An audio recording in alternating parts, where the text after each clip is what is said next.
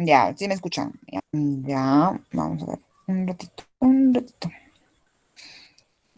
Ya. Rubí Canal. Doctora, buenas tardes. Hola, Rubí. Rubí, dime, dos criterios para hacer el diagnóstico de diabetes. Puede ser la... Ya.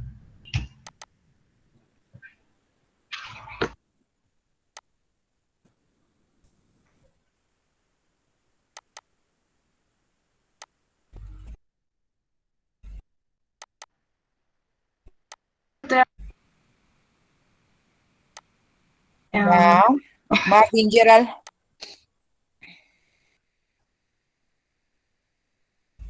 Bien, criterio.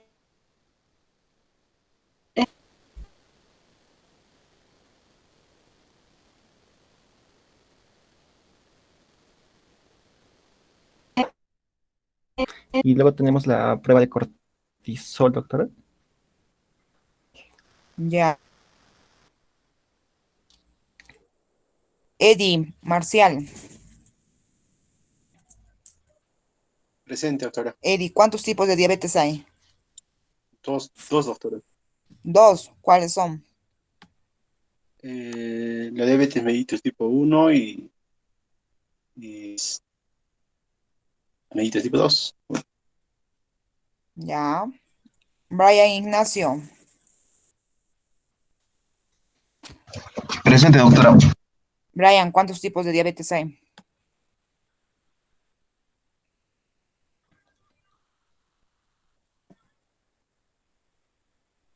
Brian. La tipo uno y la tipo 2, doctora.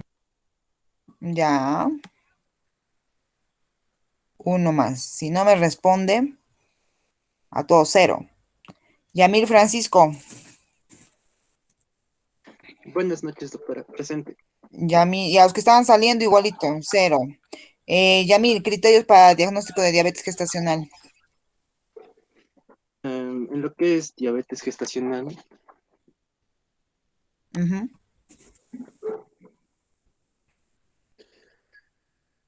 si mal no recuerdo, debe estar durante el embarazo y especialmente se va a ver en lo que era el tercer trimestre, doctora. Claro. Cero. Ya. Después, cuando saquen cero en la teoría, no es por culpa de la doctora. Ustedes no estudian. Si hemos hecho el domingo nomás, le he hecho lean, lean, les voy a preguntar el día martes. No le pregunto a los demás chicos de la práctica, porque de la práctica se supone que saben. No creo que me digan, no sé. A ver, a Luisa.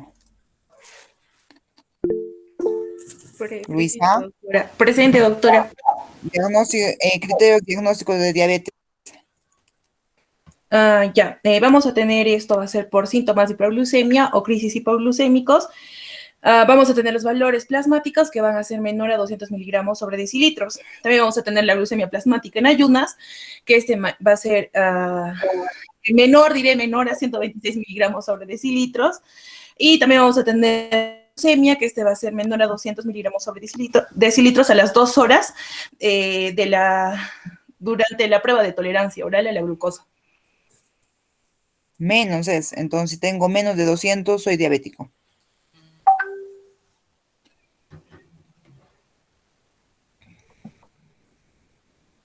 Luisa, si tengo entonces menos de 200, tengo diabetes. Tengo, No, digamos, no, no. 189. Si está mayor a 200 o mayor a 200 es diabetes, doctora. No me hagan renegar. Así. Ya, ojo, ojo, que yo ya estoy preguntando. Aaron, no, pues Aaron, tú ya. Y eso en la práctica, Dios mío, ahorita me va a dar mi patatús. Ojo, si no leen, no estudian, no aprueba. Y en endocrino no se aprueba así nomás. Ya, bueno, yo les he preguntado, no me han respondido. Bueno, hemos visto los tipos de diabetes. Peor, les pregunto qué otros tipos de diabetes hay. Hemos avanzado lo que es, bueno, la introducción, tipos de diabetes. Y ahora nos vamos a ir por lo que es el manejo, el tratamiento. ¿Ya?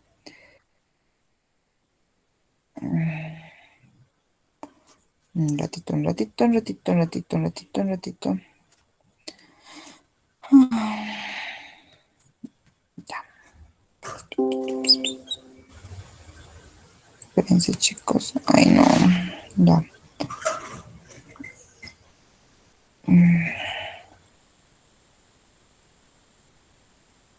No está.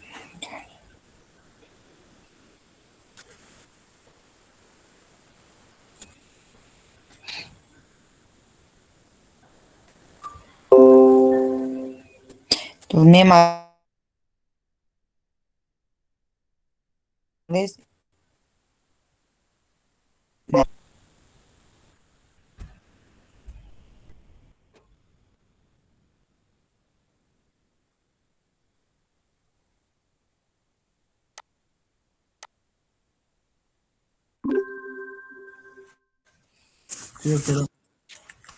Muy bien.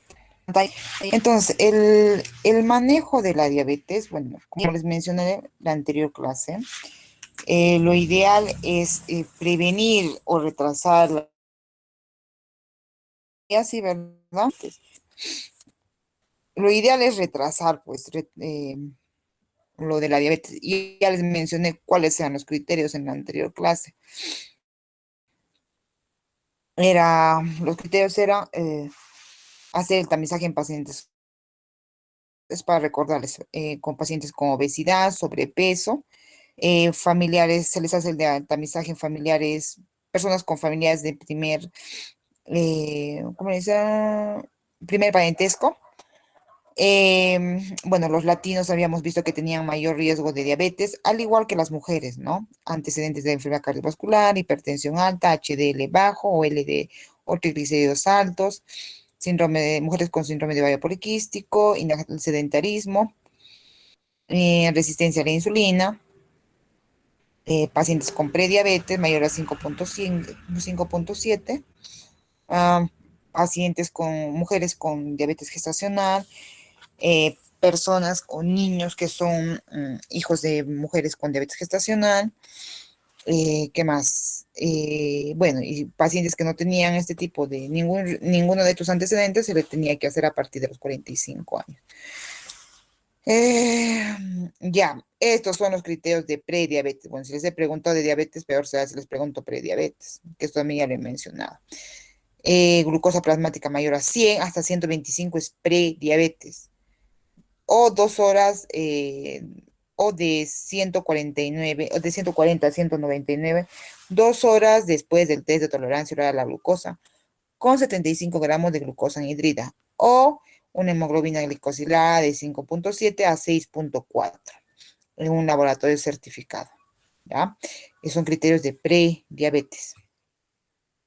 Entonces, tenemos que hacer la intervención en los estilos de vida de estos pacientes, tenemos que hacer en el soporte y automonitoreo, automanejo de la diabetes. Hay que prevenir lo que es la enfermedad cardiovascular, bueno, y luego la intervención farmacológica. En los estilos de vida, esto nos referimos lo que es la alimentación y lo otro es lo que es la actividad física. Cuando decimos alimentación, bueno, decirle dieta, bueno, algunas veces me va a escapar mi dieta cuando yo menciono, pero lo ideal es decir alimentación saludable. Eso es lo ideal, ¿ya? Porque cuando tú dices dieta, el paciente dice, ah, no, voy a comer un pollo sancochado o un pollo al agua con una lechuga o arroz, y eso no es, bueno, eso no es lo que queremos que un paciente diabético coma. Entonces, se ha visto que hay una disminución del 58% de la incidencia de diabetes mellitus en 3 años cuando se intervienen lo que son estilos de vida, actividad física y alimentación saludable. Hay una disminución del 7% de peso en 6 meses y pueden mantenerlo con alimentación y ejercicio. El ejercicio se recomienda 50 minutos semanales de actividad diaria. Esta actividad puede ser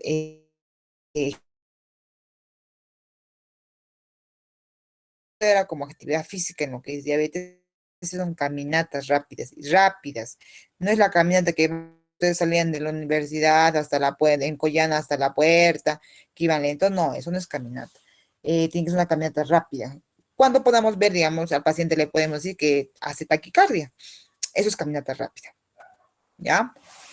Em, Luego, el soporte y automanejo de la diabetes. Cada paciente tiene que hacer debe saber cómo hacer el monitoreo tanto de la glucosa como el glucómetro.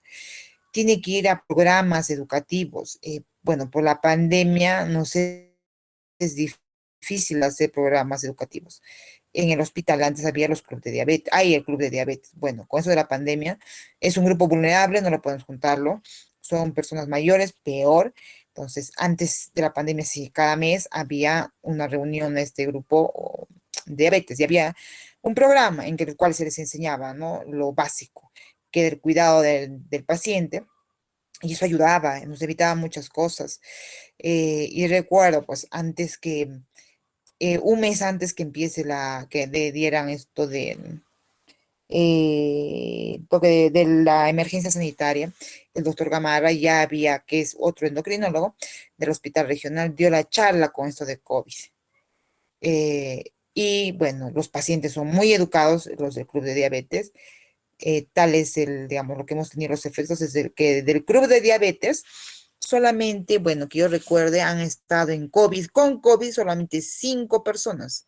Los demás pacientes que han ingresado al hospital con diabetes eran pacientes nuevos o no eran pacientes del programa o que nosotros llevábamos con el club, ¿no? Y eso es muy, muy importante, los programas de diabetes.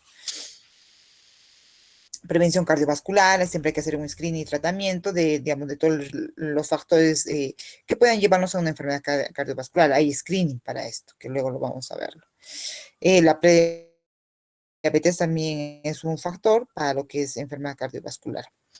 Y bueno, la intervención farmacológica, en caso de una prediabetes, igual podemos dar, esto va a ser de acuerdo al criterio del médico.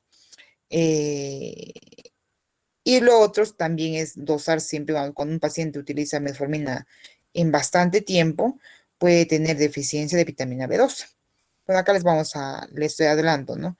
Tenemos que dosar también lo que es B12 para ver si hay una anemia perniciosa o si hay neuropatía periférica.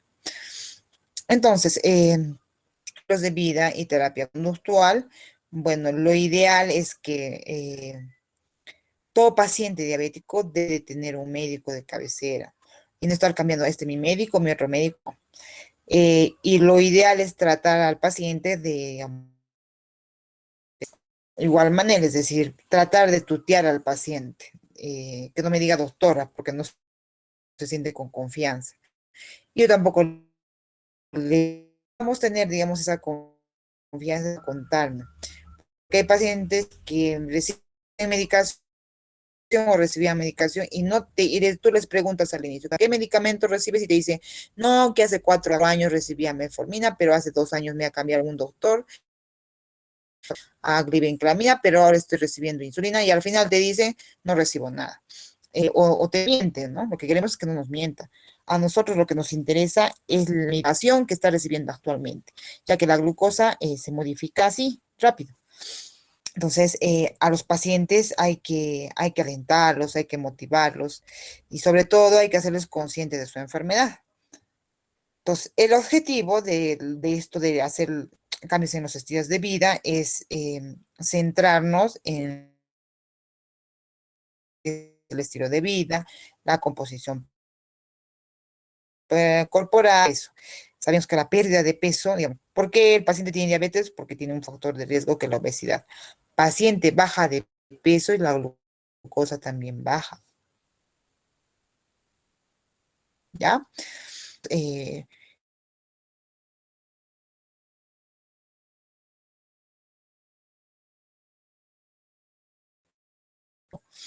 40%. En sí, quien da o quien hay que considerarse, digamos, el tratamiento es el paciente, en un 60-70%. Entonces, decirle que el paciente se tiene que automonitorear, ¿ya? Digamos, entonces, la alimentación, eso es muy importante. Bueno, esto le decimos nosotros, alimentación saludable.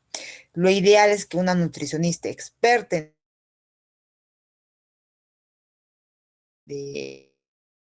pero a veces, muchas veces nosotros los médicos, lo que es, sobre todo los endocrinólogos, en algunas cosas no vamos junto con la nutricionista. Por eso que algunas veces alimentación, damos mejor la consejería nutricional nosotros, ¿ya?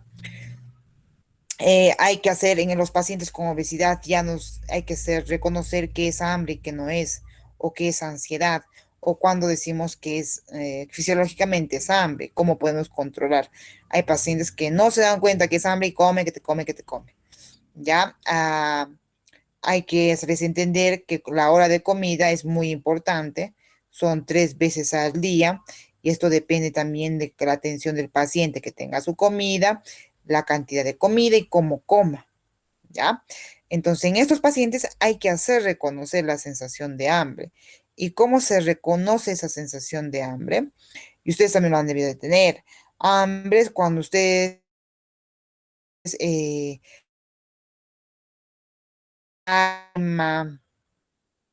o sienten como una sensación de vacío. Eso es hambre. Si no hay eso, no es hambre, es ansiedad. Y generalmente va, digamos, este hambre te da a las 4 o 5 horas de un alimento que tú has comido. Es decir, si tú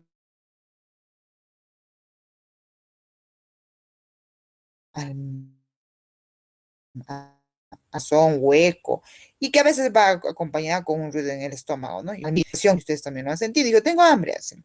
Si no hay eso, es ansiedad, ¿ya? Y lo otro es importante comer, como les digo, tranquilamente, sin perturbaciones, es decir, sin estar mirando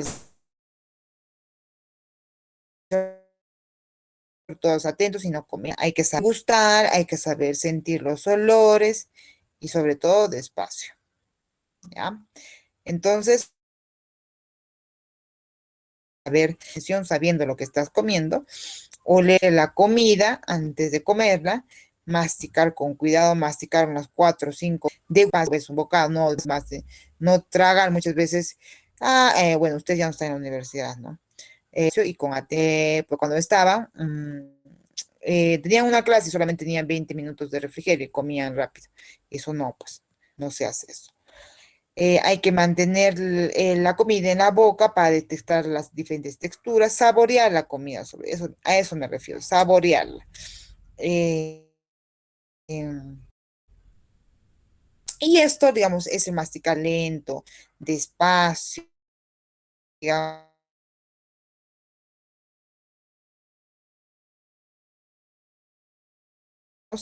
nos vamos a cesar a los 20 minutos. Lo ideal de la comida mínimo es 20 a 40 minutos, no 10 minutos. Entonces, a los 20 minutos nosotros comer lento, masticar bien, podemos tener saciedad. Entonces, esa saciedad nos va a durarnos hasta la siguiente comida. Bueno, y este placer de comer, y el placer de comer va a disminuir hasta el final de la comida, cuando, digamos, ya nos hacemos totalmente, media hora a 40 minutos. Entonces, el objetivo es comer con todos nuestros sentidos, oler bien la comida, masticar, saborear y evitar, ¿no?, que otras cosas nos perturben, como el televisor o puede hacer lo que es un celular. Entonces, si ustedes ven este plato, ya, este es un plato, bueno, saludable, nosotros le decimos. Está compuesto de una mitad que es puro vegetales. Puede ser cocidos o pueden ser crudos, pero es puro vegetales. La otra mitad se divide en 2 partes, en 2 cuartos. Y en un cuarto va todo lo que es proteína. A lo que me refiero a proteína, que es pollo, pavita, cuy, cerdo, chancho, llama, alpaca, ¿qué más hay? Res, cordero. Yo sí no prohíbo ninguna carne, mientras no haya otras prohibiciones, ¿no? Como paciente renal, digamos. Todas las carnes las doy, pero sin pellejo y sin grasa. Sin pellejo y sin grasa, ¿ya? La otra porción va a lo que son harinas. Si el paciente diabético no come harinas, no va a tener energía. ¿Y cuáles son las harinas? Todas. Arroz, está el fideo, está tallarines, menestras, quinoa, mote, chuño, cancha. ¿Qué más hay? Ya les dije tallarines, fideos, tarwi. Pero solamente la condición aquí, solamente un carbohidrato. Entonces, ustedes comen su estofado con papa y arroz, están haciendo mal. Solo que tienen que tomar o la papa o el arroz. Si comen su cuy al horno, es el cuy sin pellejo, sin grasa, más una papa. O puede ser un pedazo de yuca. Pero no puede haber dos carbohidratos en el plato. Eso se le dice al paciente diabético. Si ustedes ven fuera de este plato, hay frutas. Los pacientes diabéticos pueden comer frutas, pero cuando su glucosa esté controlada. Si no está controlada, no, pues una fruta es como un pan y te aumenta más el azúcar. Luego hay grasas que puede comer el paciente, que le podemos decir, como están acá, ¿no? Maní, palta, aceite de oliva, pero eso también va a tener siempre cada restricción, de acuerdo cómo es que sea cada paciente. Cada paciente el tratamiento es individual, no es igual para todos. Entonces, este es el plato que deben comer los pacientes diabéticos y con obesidad. Entonces, ¿cómo nosotros, digamos, al paciente lo alentamos a decir, ¿sabes qué, señor? Tienes que bajar tu glucosa, pero por esto, así. Y tiene que llegar a este límite, decimos, ¿no? O a este objetivo. Entonces, para nosotros llegar a un valor o a una meta glicémica, lo importante es el automonitoreo. ¿Y cómo es el automonitoreo? Es que el paciente pueda medirse la glucosa o pueda decir si mi glucosa está alta o está mala. ¿Y cómo hacemos esto? Que el paciente tenga un glucómetro. Entonces, el glucómetro, el paciente tú le dices, señora, tiene que medirse diario la glucosa, se mide diario. O cada 2 días, pero ella se da cuenta. Y ella misma dice, no, mi glucosa sigue alta, algo he hecho mal. O mi glucosa está bien, entonces tengo que seguir comiendo igual. Eso es muy importante decirle al paciente cómo tiene que monitorizar. Cuando hay este monitoreo de la glucosa, incluso se ha demostrado que hay una disminución de la hemoglobina glicosilada en menos de 0,3, y eso es bueno, ¿ah? Eh, hay muchas guías que dicen que el automonitoreo tiene que ser en la toma con 6 a 10 tomas de la glucosa. Y esto va, ¿no? En ayunas, 2 horas post almuerzo, tienes que hacerte antes del almuerzo, 2 horas post almuerzo. En la cena, no, antes de la cena, 2 horas post cena, 10 de la noche, 12 de la noche, llegando a 10 veces. Eso es muy complicado para un paciente. Pincharse 10 veces al día o 6 veces al día es mucho. Pero para eso también se ha inventado, digamos, o se ha creado monitores. Hay monitores de glucosa que tú, digamos, son como dispositivos, te los pones en la piel y ellos te van captando la glucosa, van midiendo, digamos, cada 2 minutos, cada 5 minutos y eso te lo reporta. Eso se llama monitor de glucosa. Es como un aparatito, ¿ya? Te muestra la glucosa cuando tú quieras. Entonces, eso es importante, el automonitoreo. Y acá les mencioné, ¿no? El monitor continuo de glucosa, eso nos va a permitir hacer el monitoreo. Y más en pacientes con diabetes tipo 1, que ellos van a utilizar 2 tipos de insulina. El monitor continuo de glucosa nos va a evitarnos hipoglicemia. Algunos monitores de glucosa, bueno, no hay en el Perú para comprarlos, pero sí, digamos, hay pacientes que yo tengo con este monitor, te avisan, como es un dispositivo que te lo colocas en la piel, cuando está bajando tu glucosa, te avisa. Entonces evitamos hipoglicemias, ¿ya? Pero para el monitor, este es el monitor, ¿ven? Bueno, hay monitores que solamente, bueno, que es como el que se pueden utilizar aplicaciones que están en el celular. Entonces, este es el dispositivo, este es el monitor, es como si fuese un chip, ya, tipo vacuna, mentira, pues acá tipo un chip que te lo colocas en la piel, es con una agujita y te va monitorizando la glucosa. Y tú solamente agarras el dispositivo que puede ser tu celular y puedes ver cuánto de glucosa tienes. En vez de estar pinchando al paciente, este es un glucómetro que tienes que estar pinchando con las lancetas 7 a 6 veces. Lo ideal es esto, ¿no? Y bueno, para ver lo que son las metas glicémicas, tenemos que valorar la hemoglobina glicosilada. Esto lo dosamos cada 3 meses porque va a depender de la vida media de los glóbulos rojos. También va a depender mucho de cada médico. Algunos médicos los pedimos cada 6 meses o cada 2 meses, eso va a depender. Bueno, lo malo de la hemoglobina glicosilada, pues no es un criterio así que se puede decir, con este criterio de la hemoglobina glicosilada yo puedo decir que es diabético. Hay alteraciones o hay limitaciones, ¿no? Sobre todo, digamos, en pacientes que tienen anemia hemolítica, nunca te va a salirte una glicosilada adecuada o real sobre todo. Pacientes con transfusión sanguínea, digamos, tú le transfundes a un paquete globular a un paciente diabético, pues no te va a botarte la glucosa, la hemoglobina glicosilada del paciente, sino la del donante. El uso de eritropoyetina, enfermedad renal crónica, la gestación. Entonces, esas son condiciones en las cuales la glicosilada no sale de una manera real, ¿ya? Bueno, ahora vemos lo que es la actividad física, ya hemos hablado de la alimentación. Entonces, en la actividad física sabemos que los pacientes la obesidad les produce, o el sedentarismo produce obesidad, entonces necesitamos que estos pacientes vuelvan a la actividad física, ¿ya? Entonces, ¿para qué? Bueno, hay tejido adiposo que es visceral, que es abdominal, y esto necesitamos que disminuya, ya que también esto nos lleva a un mayor riesgo cardiometabólico. Sobre todo bueno, se puede acumular grasa visceral en el abdomen, ¿no? Entonces, lo importante es hacer actividad física, porque es lo único que va a bajar esta grasa visceral. Bueno, lo que se recomienda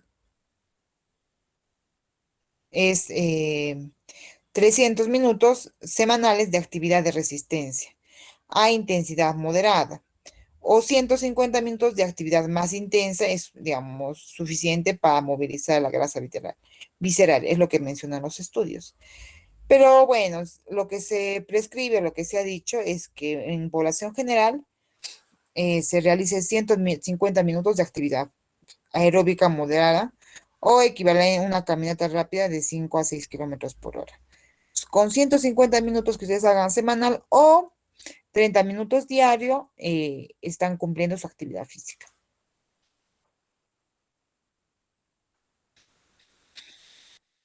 Ahí, pues, ya.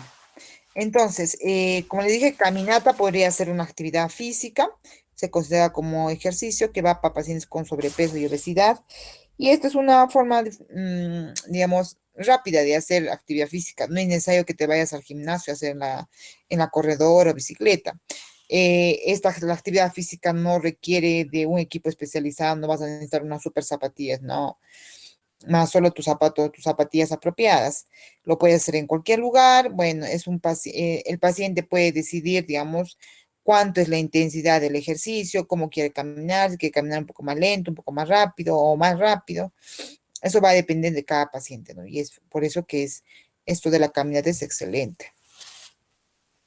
Les mencioné que las prescripciones eran 30 minutos, o si no quieres hacer 30 minutos diarios, lo puedes hacer 2 en 15 minutos, 15 en la mañana, 15 en la tarde, ya, no quieres hacer 15, lo puedes hacer 10 minutos, 10 minutos después del desayuno, después del almuerzo, después de la cena. Con que cumplas tus 30 minutos con esos satisfechos, ¿ya? Y bueno, y si vemos nosotros que ya saben, ustedes si han hecho ejercicios, saben que cuando ya llevan un ritmo, cada vez aumenta más. Y lo ideal es eso, ¿no? Que se aumente más. ¿Todo esto para qué? Para que se quemen kilocalorías, baje de peso el paciente y pueda tratar lo que es la diabetes. Bueno, esas actividades de aeróbicos se puede combinar con 2 sesiones o 3 sesiones de ejercicios de resistencia. Perdón, ejercicios de resistencia nos llamamos a ejercicios que hagan con pesas, que hagan con mancuernas. Y esto va, digamos, y esto sobre todo tendría que ir a aquellos músculos que son grandes, ¿no?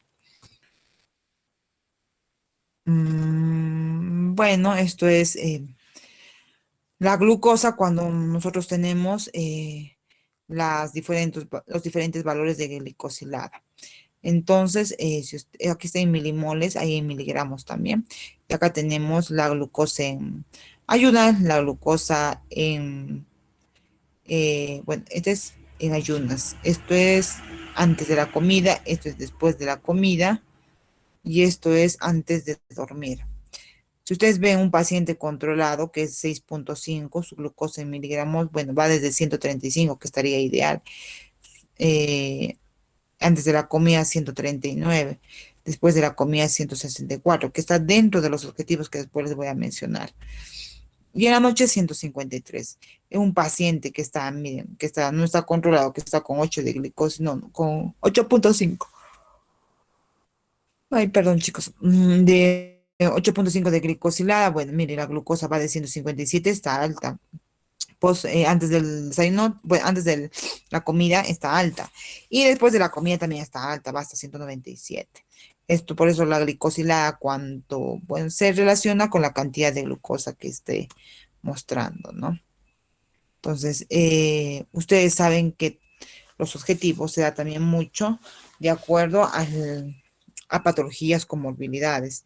Y esto se ha llegado por, digamos, a decir o indicar cuál sería una glicosilada adecuada para un paciente u un objetivo por varios estudios, ¿ya? Hay los estudios del DSCT, en el cual se ha visto que uno bajando la glucosa y la glicosilada rápidamente, hay una disminución de las complicaciones microvasculares. Y eso también les mostré en la anterior clase en una diapositiva, con lo que es la retinopatía. Más alta la glucosa, más alta la glicosilada, más alto el riesgo de una retinopatía. En un estudio del Kumamoto, el UKPDS, el control glucémico precoz disminuye lo que son las complicaciones microvasculares. Nuevamente reafirma lo que el estudio de SCT dice.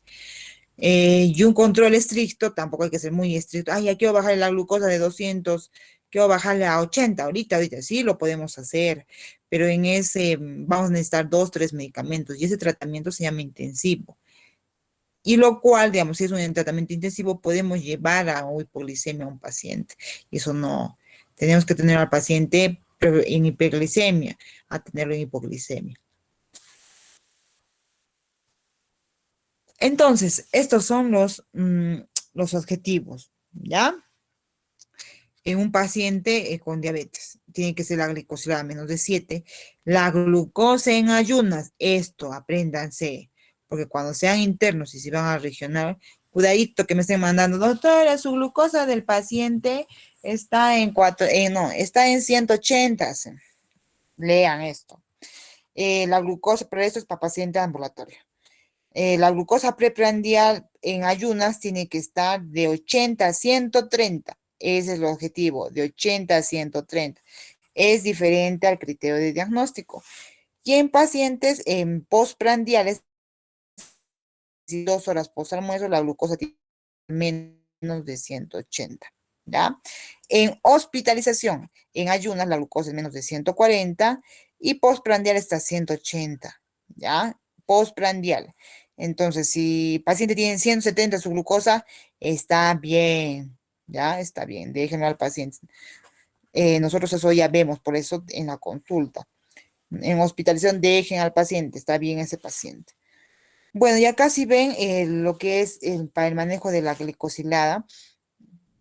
Ustedes ven un cuadrito donde cuando tenemos que ser más estrictos o cuando debemos ser menos estrictos. Recuerdan, cuando sea más intensivo nuestro tratamiento hay mayor riesgo de hipoglicemia. Entonces, tenemos que ser, tolerantes con pacientes que, estén utilizando, ahora acá, dice, cuando hay una asociación de riesgo potencial con hipoglicemia o efectos de otras drogas. Entonces, ahí nosotros tenemos que bajar lo que es la intensidad, ¿no? Podemos tener un paciente con menos glicosilada. Duración de la enfermedad. Entonces, si un paciente tiene 20 años, no es lo mismo que un paciente reciente diagnosticado. A un paciente recién diagnosticado le voy a exigir que su nivel de glicosilada sea menos que un paciente que tiene más años de diabetes, ¿ya? Las expectativas de vida igual. si yo veo que un paciente tiene 20 años, tengo que ser más estricto, tengo que darle, digamos, tengo que decirle tienes que hacer este tratamiento, esos cambios de estilos de vida. Si le doy 4 medicamentos los tiene que tomar para la diabetes, pero en estos pacientes hay que ser más exhaustos. Sin embargo, si el paciente tiene 90 años, no le vas a decir, señor, no coma nada, tiene que bajar su glucosa. No, pues el abuelito ya no va a vivir mucho. Entonces, no le vamos a exigir una glicosilada de 7. Podemos decir 8, bueno, que esté 7,58. Ya, igual con aquellos pacientes que tienen comorbilidades, es menos la exigencia.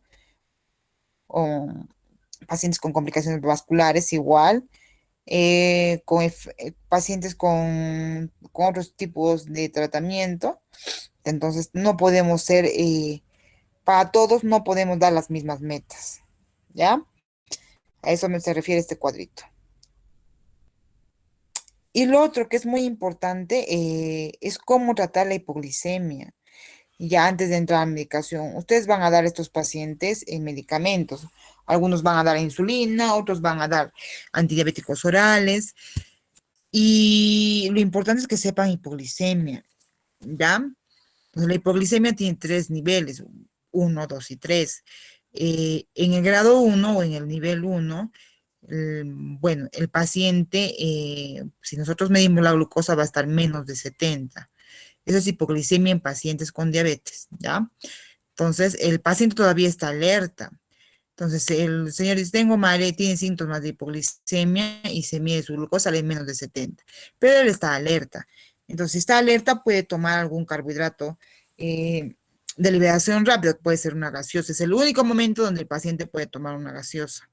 O puede tomarse un refresco que venden ahí enlatados o en caja, un vaso de 250. Entonces, eso es un grado 1, cuando el paciente puede acudirse. Un nivel 2 es cuando ya hay signos de hipoglicemia. Es decir, hay trastorno del sensorio, hay sudoración, hay diaforesis, taquicardia. Y si medimos, es menos de 54. Y un nivel 3 o un nivel severo de hipoglicemia es que cuando este paciente por sí solo no puede acudirse, está pues ahí todo estuporoso, no se va a servir su vaso de Coca-Cola. Entonces lo que hace, este es un nivel ya severo de hipoglicemia, que tiene con trastorno del sensorio.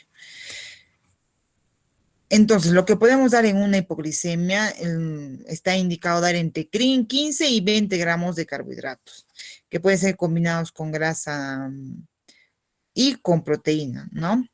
Entonces, lo que vamos a dar en caso de que hubiese hipoglicemia, damos un vaso de 240 ml, o de esos Tecnopar, un vaso de frugos o Coca-Cola. Bueno, si van a dar para hipoglicemia cuando llegue a la emergencia, cuando sean internos, le dan pues Coca-Cola. O si tiene hipoglicemia y el paciente está bien despierto, le das Coca-Cola. Pero con azúcar, pues no le van a dar sin azúcar. Hay que no, es diabético, se da sin azúcar, y sin azúcar le da igualito, no le va a subir el azúcar. ¿Qué más? Puedes darle y bueno, si hay citrus, le puedes dar un vaso, contiene 18 gramos de azúcar, que equivale a 240, le puedes dar un vaso de Inca Kola. ¿Qué quieres, señor? ¿Coca-Cola o Inca Kola? Si dan a escoger. Puedes dar 2 rebanadas de pan, un chocolate de estos, un chiquito, un mini, o 4 galletitas de esta vainilla, ¿no? Pero cuando el paciente está consciente, no paciente que esté inconsciente, que ni siquiera puede hablar su nombre, le van a darle, señor, quiero un vaso de gaseosa. No, ahí va otra cosa, que eso se llama dextrosa. Entonces, luego de ver eso de la hipoglicemia, vamos a entrar con el fármaco, pero entrando a lo que es farmacología, muy independiente que sean los fármacos antidiabéticos, también tenemos que pensar en el peso, ¿ya? Si el paciente es obeso, es parte del tratamiento de la diabetes, tiene que bajar de peso, y esto va a depender mucho de si es hombre o varón, cuándo tiene que reducir, si tiene masa grasa y todo eso. Y acá ven en la tablita. El IMC que está acá arriba va de 25 a 40. ¿Y cuál es la conducta a seguir? Pacientes con diabetes, esto, ojo, no es pacientes obesos. Entonces, en un paciente que tiene un IMC de 25 a 26,9, lo que podemos hacer es, bueno, darles la alimentación saludable, actividad física, Y si este paciente, tu IMC es de 27 a 29, aumentamos, no, me estoy equivocando, ya. Aumentamos en estos pacientes lo que es la farmacoterapia. Hay otra diapositiva donde está la farmacoterapia. Si vemos nosotros que un paciente tiene un IMC de 30 a 34.9, este paciente le damos alimentación saludable, que es lo inicial, damos medicamento y también puede ir a una cirugía metabólica. Aquí están las famosas bandas gástricas, mangas. Aquí va. Igual, entonces, a partir de 30, ya estos pacientes con IMC pueden ir a lo que es una cirugía metabólica. Si ustedes ven la parte de arriba, estos numeritos IMC es para pacientes latinos, africanos. Lo que es abajito, eso es para pacientes asiáticos, ¿ya? Ellos ven otro tipo, lo que es la obesidad. Ellos son más delgados. Menos IMC que nosotros, y ya son considerados obesos. Bueno, acá la cirugía metabólica les dice que es a partir de los 30, y el IMC de 30 kilogramos metro cuadrado, ¿ya? Entonces eso hay que también ver. Bueno, nosotros no recomendamos las cirugías metabólicas, a menos que, digamos, no hayan bajado de peso, no se ha podido bajar de peso con la alimentación, ejercicio y medicamento.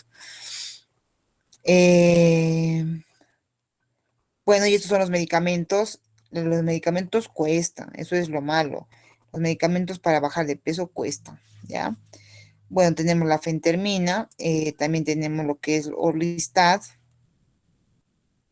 No es necesario que lo sepa, yo les doy para que lo mencione. Bueno, acá les menciono, antes, hasta hace un año se daba la orcaserina, ¿ya? Pero se ha demostrado que produce cáncer de mama o de vejiga, perdón, y se ha retirado del mercado. Ya no hay. Entonces, podemos dar también fentermina más topiramato, que esto es un medicamento que reduce de peso, pero siempre hay que tener cuidado porque muchas veces puede producir parecias, constipación, dolores de cabeza. ¿Ya? Y bueno, el topiramato es teratógeno, ¿no? Entonces, por eso que tenemos que tener cuidado. Pacientes no pueden estar gorditas y embarazadas, hay que tener mucho cuidado. Luego está para bajar de peso, que es otra muy buena opción, el naltrexone con bupropion. Es un buen medicamento, lo malo es el precio. De todos los medicamentos es el precio, cuesta mucho.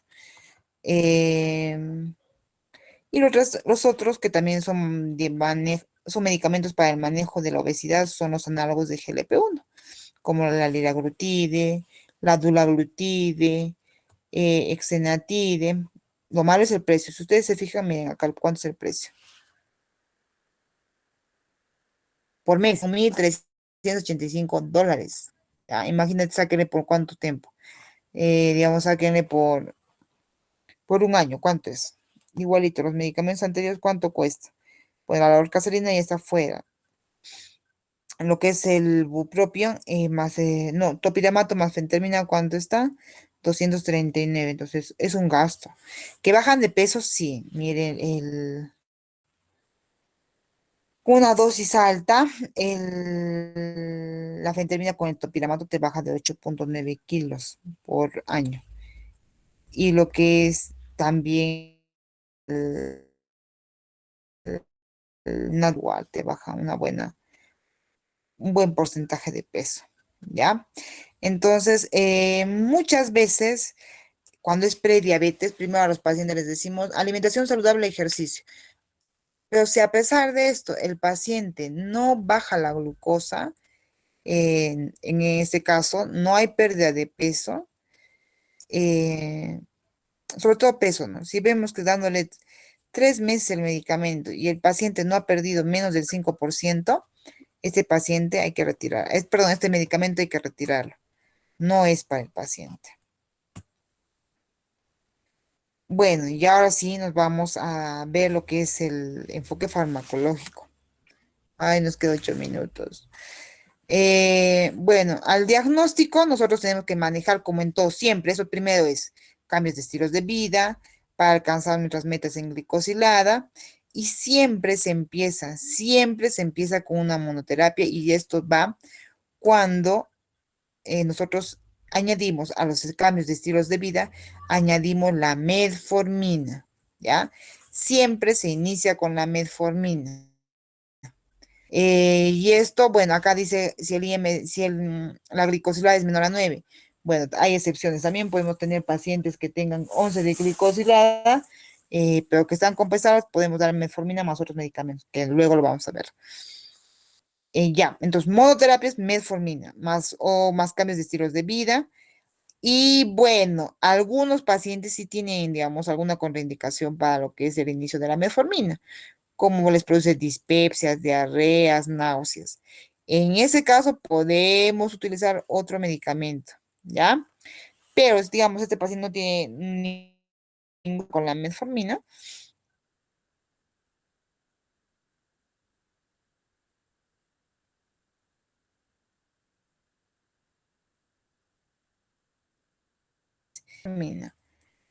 Sin embargo, si no ha mejorado con la metformina, vamos a tener que tomar otro medicamento o añadir otro medicamento para considerar una terapia dual.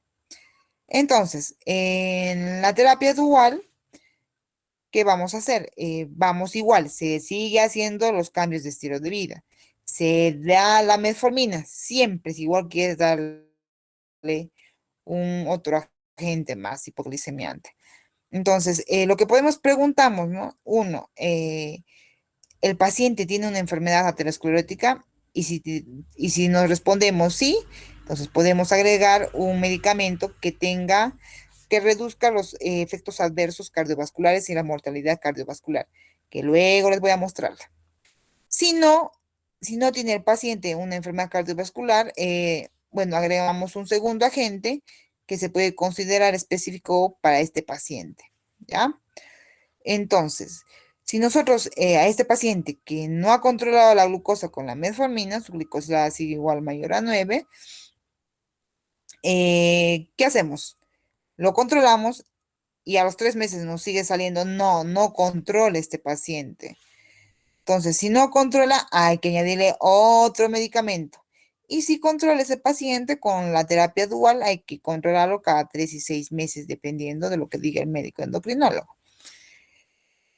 Bueno, como les mencioné, si no controla en 3 meses, otra terapia. No es que lo vas a tener un año al paciente con 2 medicamentos, no, es cada 3 meses se considera. ¿Por qué? Por la glicosilada, ¿no? La glicosilada va a cambiar cada 3 meses.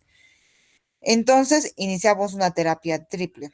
Entonces, igual sigue los cambios de estilo de vida, sigue la metformina y 2 agentes adicionales, ¿no? Ese tercer agente adicional o esta tercera droga adicional va a depender de las características del paciente. Bueno, y también va a depender del bolsillo del paciente, ¿no? Si puede comprarlo, ¿no? Hay medicamentos que son muy buenos, demasiado buenos, como menciona acá, que reduce el efecto cardiovascular y la mortalidad cardiovascular, sin embargo, es el precio, ¿ya?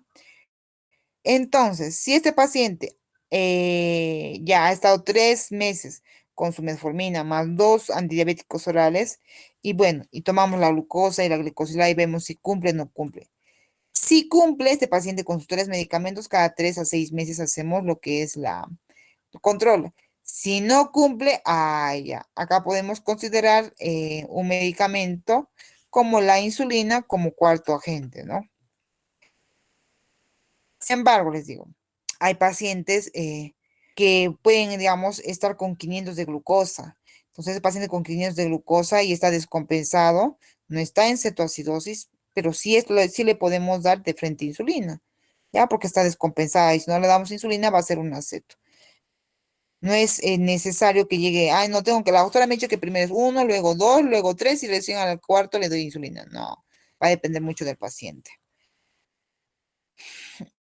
Entonces, ¿qué medicamentos podemos dar? Hemos dicho, medicamento de base, metformina. ¿Qué medicamento podemos añadir? Son las biguanidas. Entonces, las biguanidas, ¿cuáles son? Bueno, espérense, no, después vienen las biguanidas. Nombre. Entonces, la eficacia, nosotros lo que nos interesa es que baje la glicosilada, porque es una parte de la meta y la glucosa.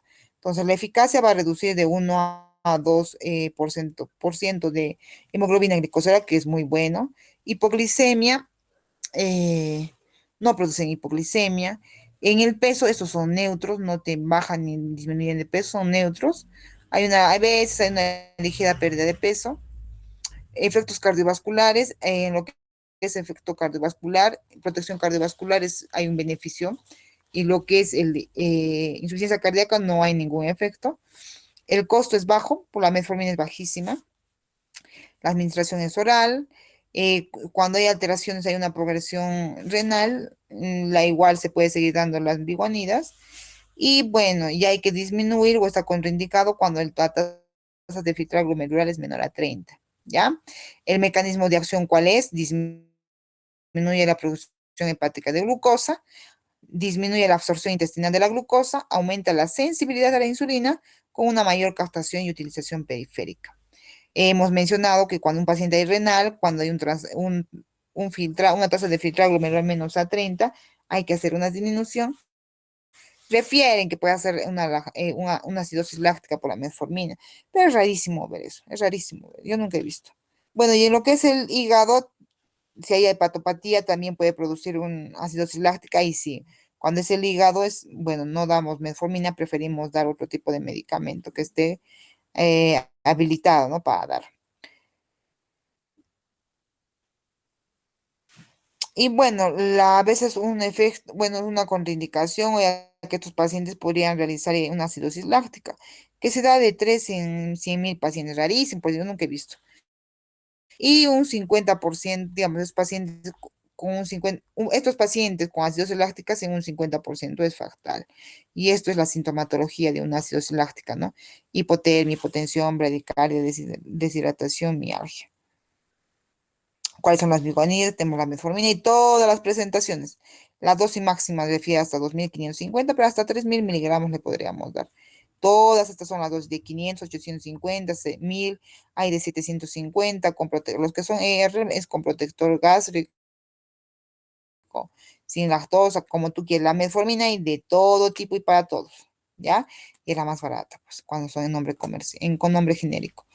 El otro grupo de medicamentos son los inhibidores de CGLT2, ¿ya? Y como les mencioné en la fisiopatología del video anterior, si ustedes se han dado cuenta, las biguanidas van, digamos, en lo que es la resistencia a la insulina con el tejido adiposo y lo que es la gluconeogénesis. Estos inhibidores de CGLT2 van más al riñón, a los inhibidores. Si han leído o han visto el video, es porque lo entienden. Si no, no me van a entender. La eficacia es muy buena, también de 0.6 a 1. No produce hipoglicemia, hay disminución, son muy buenos estos disminuyendo de peso. En lo que es enfermedad cardiovascular hay un beneficio con la canaglifosina y la empaglifosina. Y en insuficiencia cardíaca es muy buena lo que es la empaglifosina y la canaglifosina. El costo es lo malo, cada pastillita de empaglifosina te cuesta 4.50. Es oral. ¿Cuáles son, digamos, la empaglifosina y canaglifosina? Hay un beneficio que detiene lo que es la enfermedad renal crónica. Y bueno, siempre, ¿no? Que cuando el filtrado glomerular está disminuyendo, también hay que disminuir la dosis o está contraindicado.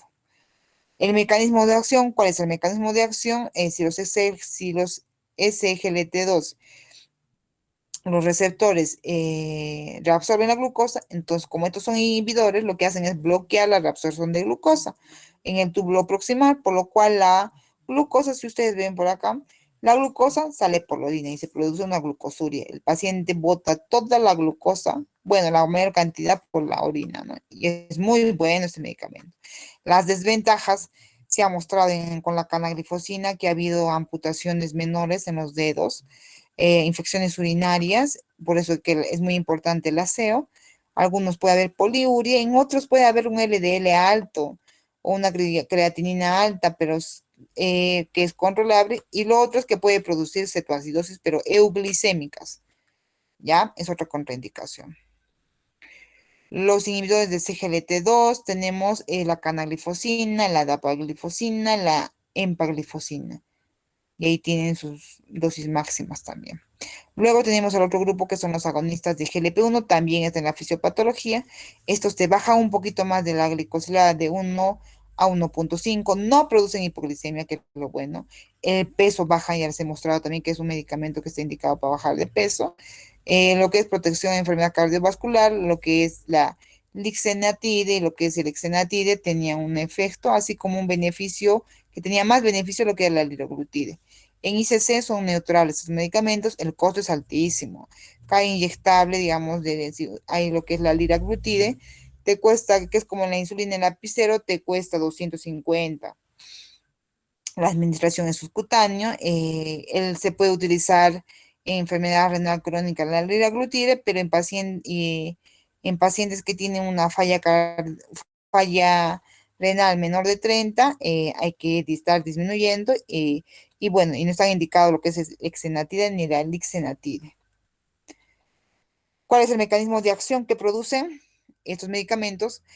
Aumenta la secreción de insulina dependiente de la glicemia, disminuye la secreción de glucagón dependiente de la glicemia también. Otro es retarda el vaciamiento gástrico, por lo cual disminuye la ansiedad de comer y aumenta la saciedad.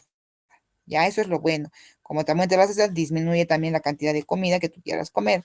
Las desventajas que en algunos pacientes se ha visto, sobre todo con la liraglutide, que pueden producir efectos gastrointestinales como náuseas, vómitos, diarrea. Algunas veces se ha visto pancreatitis, hiperplasias de célula C, como son el cáncer medular de tiroides,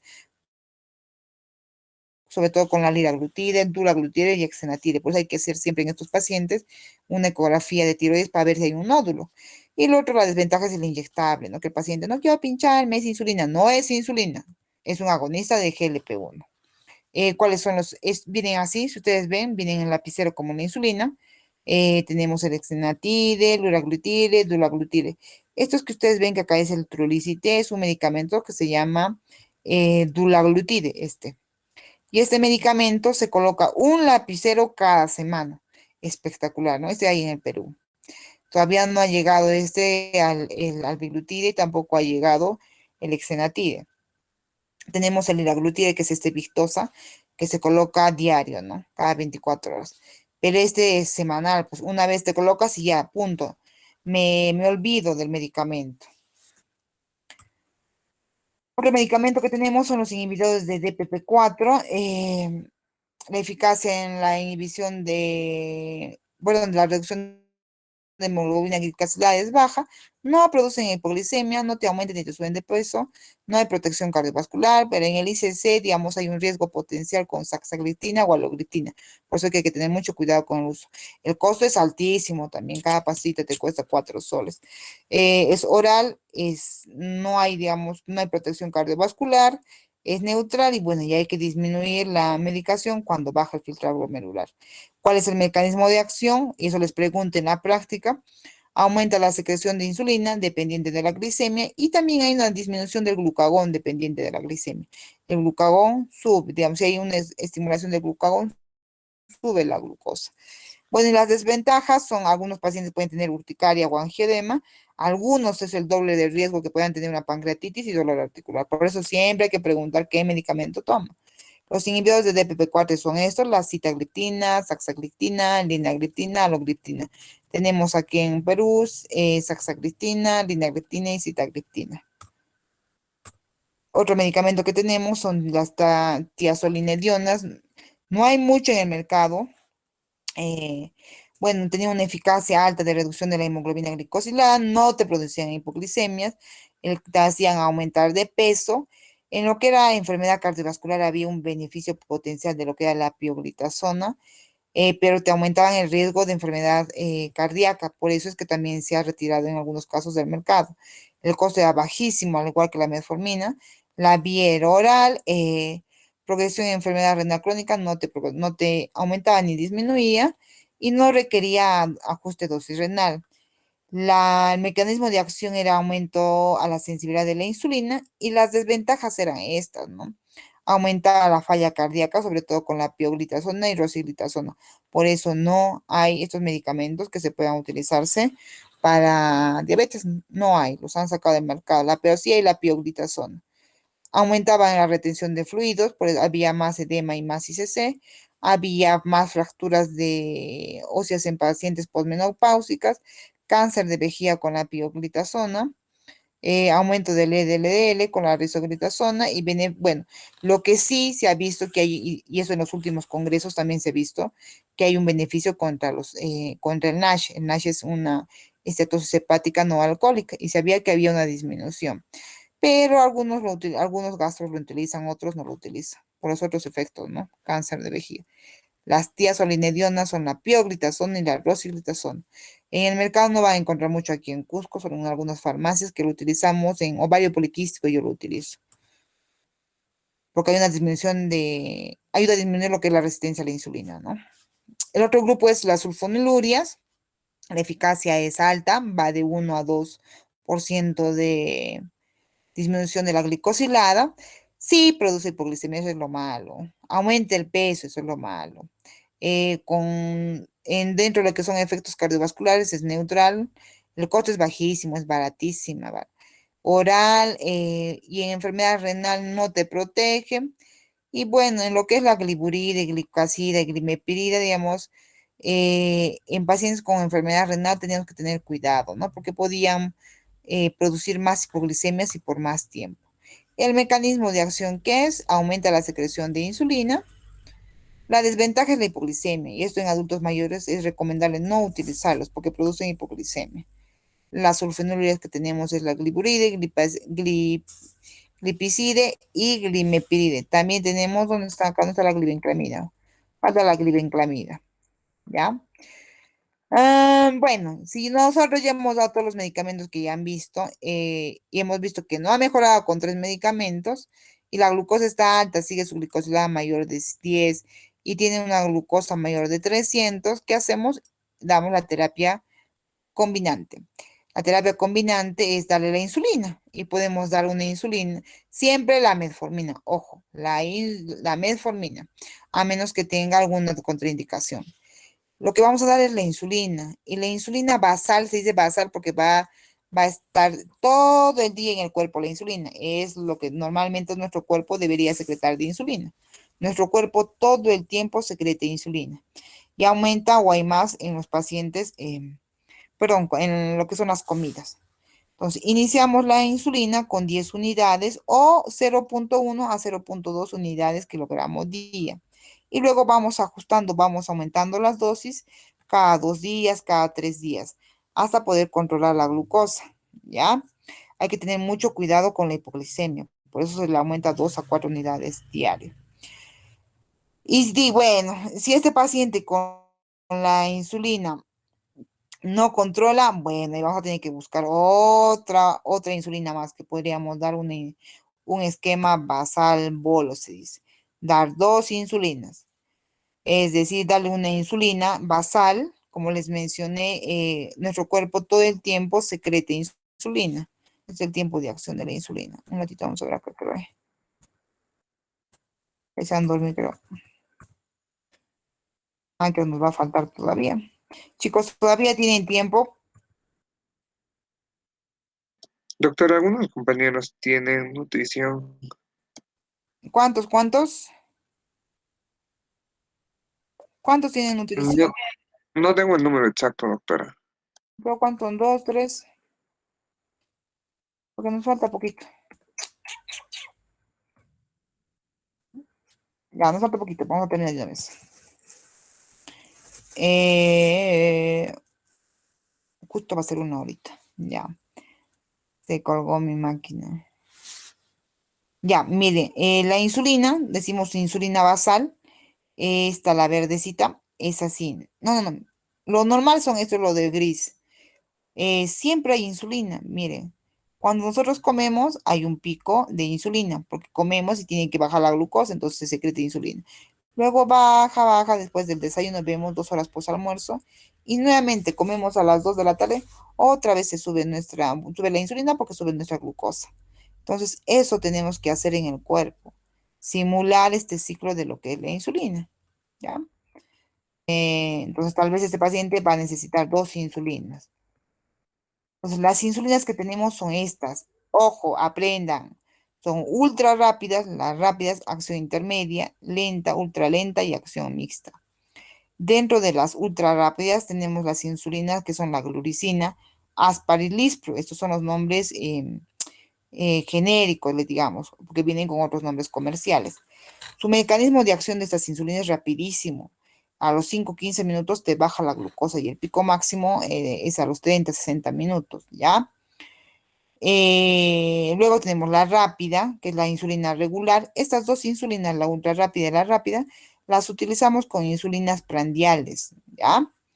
Luego tenemos la insulina de acción intermedia, que es la NPH.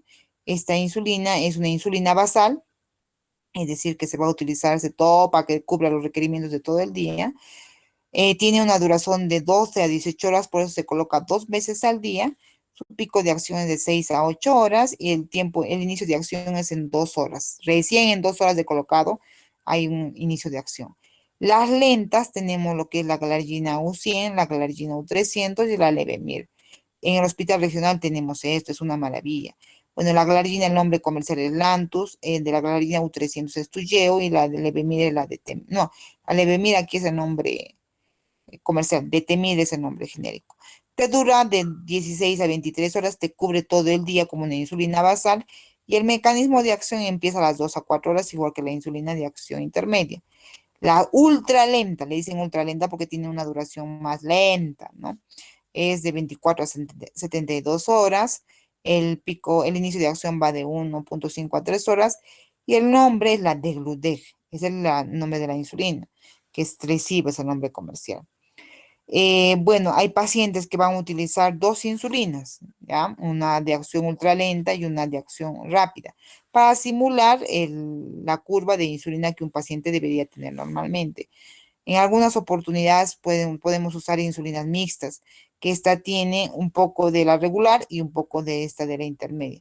De la regular tenemos, digamos, lo que es la Lispro, la protamina y más una NPH, ¿no?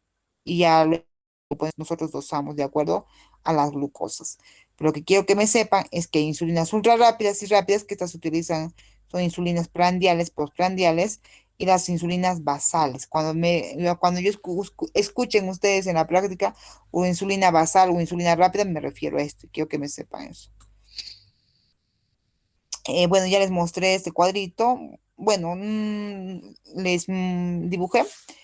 Esto es el pico de acción de las rápidas, esta es la regular, la NPH te dura las 10 hasta 16 horas, por eso se coloca cada 12 horas. Este es el Detemir, la Glargina, y bueno, lo que es máximo, lo que es la master de las insulinas, es la de Glude, que te dura más de 24 horas.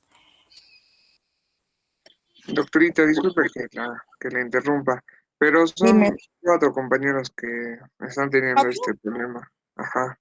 Van 4 nomás, ya, no es mucho. Ya estoy terminando, Pero, solo me falta esto. no, pero pueden salirse de la reunión. Si quieren, no hay problema, Ya, doctora, gracias. ¿ya? Bueno, lo de la insulina, puede haber humana o son análogos. La eficacia es muy buena, es alta, produce hipoglicemia, sí, aumenta de peso, por eso un paciente que tiene hiperglicemia, que tú controla la glucosa, lo ideal es le se le da la insulina para controlar la glucosa.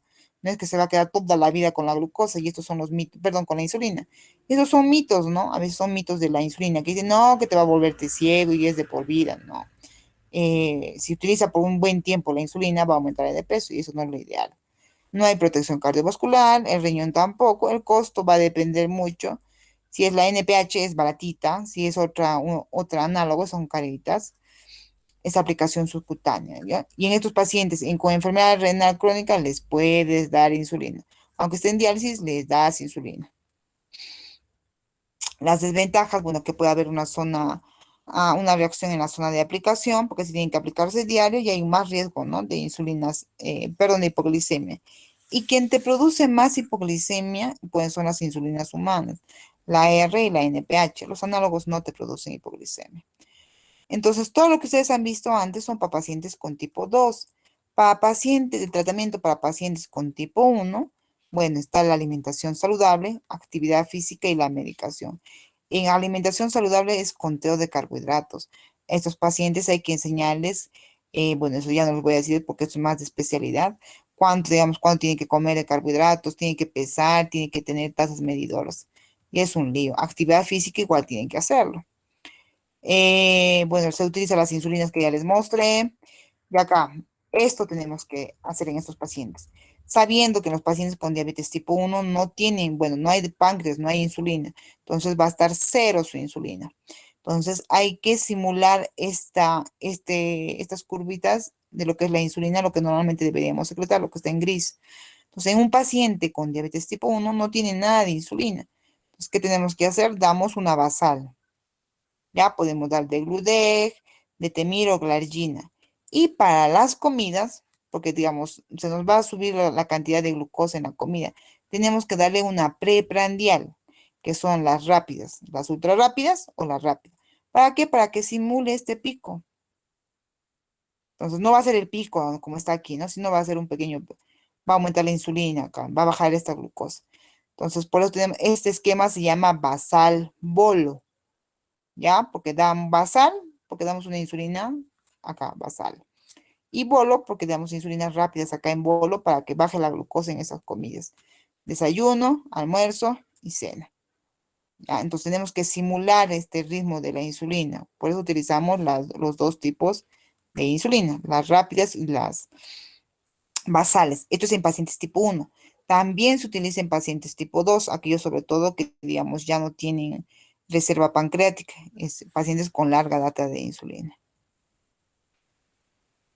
Y acá que he puesto, bueno, esto es lo mismo. ¿Por qué se ha seguido esto? No, esto ya está de más. Se ha seguido esto. Ya. Y eso es todo, pequeños. ¿Alguna duda?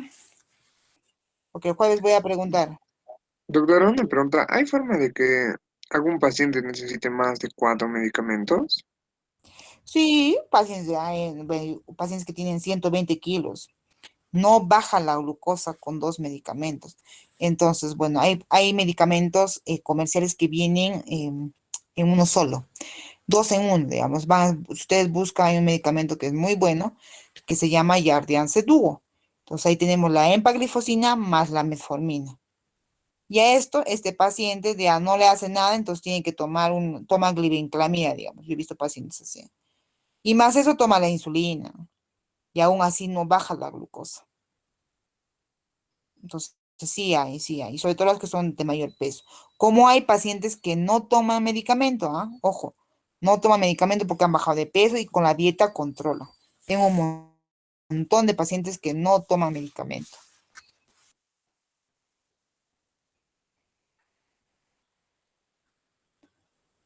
¿Alguna otra duda?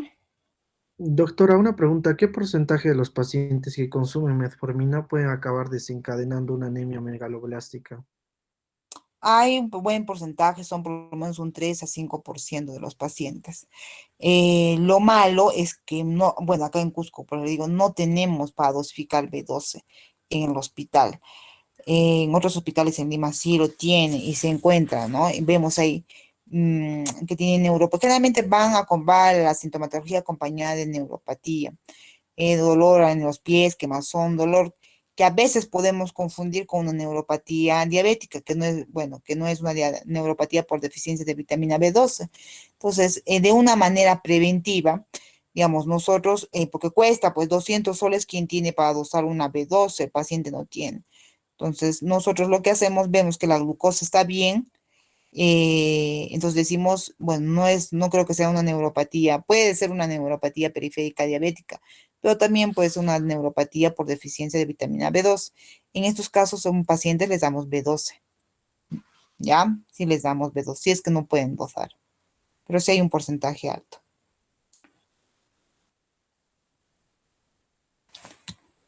¿Alguna otra pregunta?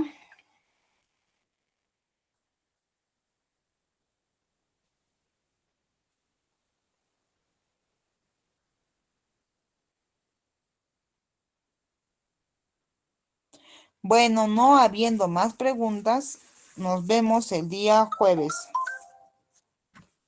¿Ya? Gracias, doctora. Ya, Gracias, pequeños. doctora. Chao, pequeños. Chao. Buenas Me noches. leen, ¿ah? Ya Está bien, tiene ya doctora. 01. Ya. Gracias, Chao, chao. doctora. Hasta luego. Chao, chao, Shirley.